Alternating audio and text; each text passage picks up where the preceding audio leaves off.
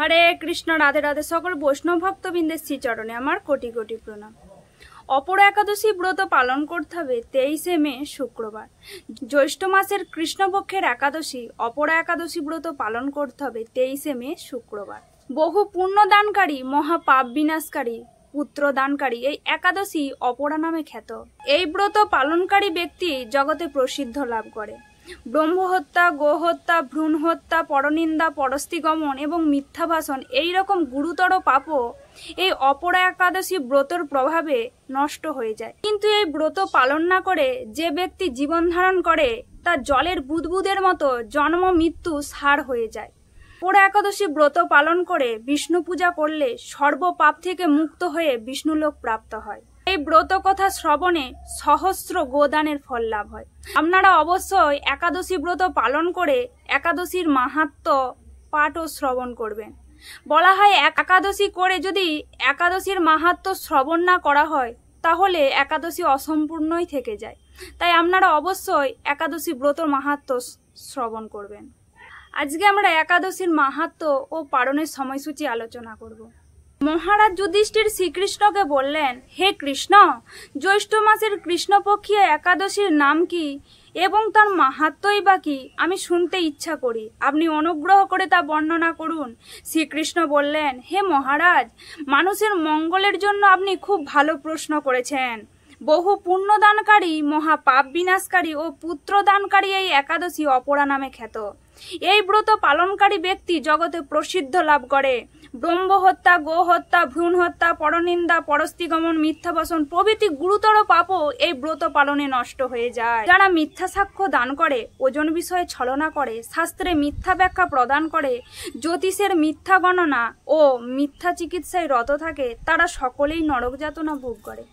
এই সমস্ত ব্যক্তিরাও যদি এই ব্রত পালন করে তবে তারা সমস্ত পাপ থেকে মুক্ত হয়। ক্ষত্রিয় যদি স্বধর্ম ত্যাগ করে যুদ্ধক্ষেত্র থেকে পালিয়ে যায় তবে সেও ঘোরতর নরকগামী হয়, কিন্তু সেও এই ব্রত পালনে মুক্ত হয়ে স্বর্গগতি লাভ করে। মকর রাশিতে সূর্য অবস্থানকালে মাঘ মাসে প্রয়াগস্নানে যে ফল লাভ হয়, শিবরাত্রিতে কাশীধামে উপবাস করলে যে পুণ্য হয়, গয়াধামে বিষ্ণুর পদবাদ্যে পিণ্ডদান করে যে ফল পাওয়া যায়, সিংহ রাশিতে বৃহস্পতির অবস্থানে গৌতমী নদীতে স্নানে বা কুম্ভে কেদারনাথ দর্শনে, বদ্রিকা আশ্রম যাত্রায় এবং বদ্রী নারায়ণ সেবায়, সূর্যগ্রহণে কুরুক্ষেত্রের স্থানে হাতি ঘোড়া স্বর্ণদানে এবং দক্ষিণা সহ যজ্ঞ সম্পদানে যে ফল লাভ হয়, এই ব্রত পালন করলে অনায়াসেই সেই সকল ফল লাভ হয়ে থাকে। এই অপরা ব্রত পাপরূপ বৃক্ষের কুঠার স্বরূপ এবং পাপরূপ কাষ্ঠের দাবাগ্নির মতো। পাপরূপ অন্ধকারে সূর্য সদৃশ্য এবং পাপ হস্তির সিংহ স্বরূপ। এই ব্রত পালন না করে যে ব্যক্তি জীবন ধারণ করে জলে বুদবুদের মতো তাদের জন্ম এবং মৃত্যু কেবল সার হয়। অপরা একাদশীতে উপবাস করে বিষ্ণু পূজা করলে সর্ব পাপ থেকে মুক্ত হয়ে বিষ্ণু লোকে গতি হয়। এই ব্রত কথা পাঠ ও শ্রবণ করলে সহস্র গোদানের ফল লাভ হয়।